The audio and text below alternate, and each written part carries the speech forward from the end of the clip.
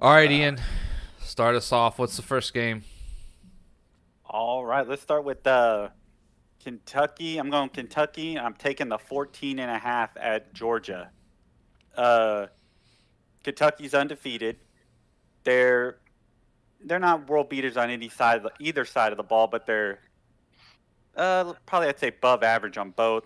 And it's more to the fact that you're giving an undefeated team over 2 touchdowns and a hook, 14 and a half against Georgia, who we've seen struggle. They're definitely the better team.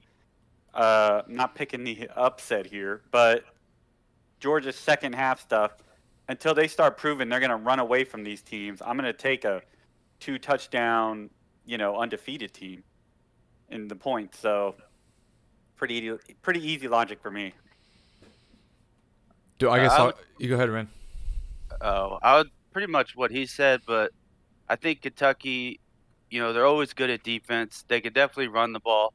I actually think they have the better quarterback of the two. I think Georgia, besides like they played a bunch of basically scrubs. They played Cincinnati when they played a Power Five school. They really struggled. Uh, let's see. I think 14 and a half, and it's at Kentucky. So I and Georgia's had trouble scoring. Period. Like without Bowers, I think they would be in serious trouble. So I'll take Kentucky in the points for 2. Yeah, I think I think we all agree on this one. I have Kentucky in a couple like big parlays with the plus 15. So I just think that's so many points. Georgia hasn't really proven that they can just like track race teams and put up 35, 42 points. So I don't know. That just seems like a lot. I think like Kentucky can manufacture some offense, at least keep it close. Yeah, I'm kind of with Ian. Like 5-0 in the SEC.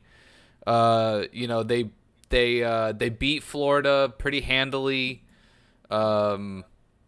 Spanked Vanderbilt like they should have.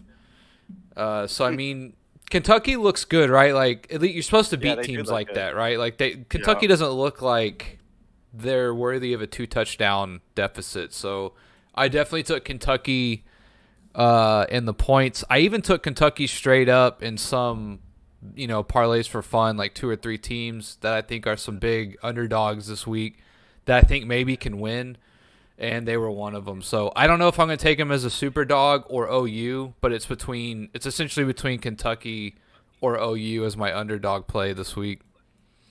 Uh, just to add on something, if Georgia wasn't ranked 1 at the beginning of the year, let's say they were ranked 12, they'd be sliding down the polls, I think. Yeah, or at least just holding. Or Yeah, I mean, if it's somebody would have jumped them with a good win, like you know what I mean.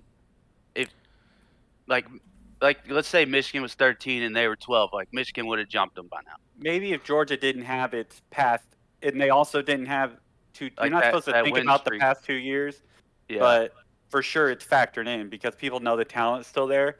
If this was like a clean slate, then maybe they're ranked somewhere in the middle. I well, think Yeah. that's what you're going for. I think they're semi still worthy of the one ranking at least by default.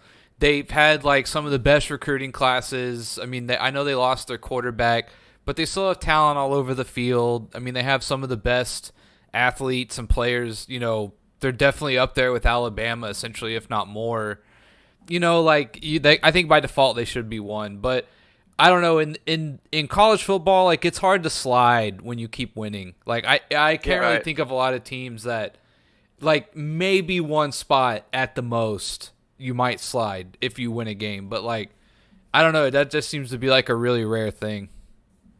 Yeah, Well, I do think they definitely deserve to be number 1. I was just saying, I think if they were more in the middle, there might have been a chance they would have dropped a slot or 2.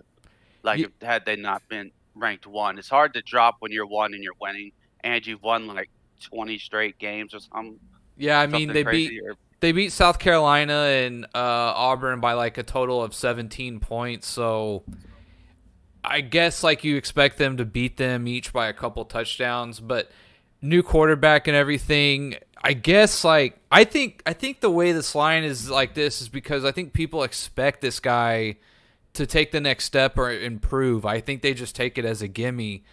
I don't know, like the offense just seems like they're struggling, and really not even so much the quarterback. They can't even run the ball that good in like this year so far. 150 yards rushing again against some scrubs essentially. Like Georgia should be running for 200 yards a game in my opinion. But Yeah, Kentucky's They're averaging rushing, I agree. 170. That's really their strength. Kentucky's defense is stout. I mean, that's really their calling card the last 3, 4, 5 years. Yeah, So, they're only it allowing is- 76 rushing yards a game. That's I yeah, mean, that's insane. it's pretty good. Yeah. All Yeah, right. I think this one's easy.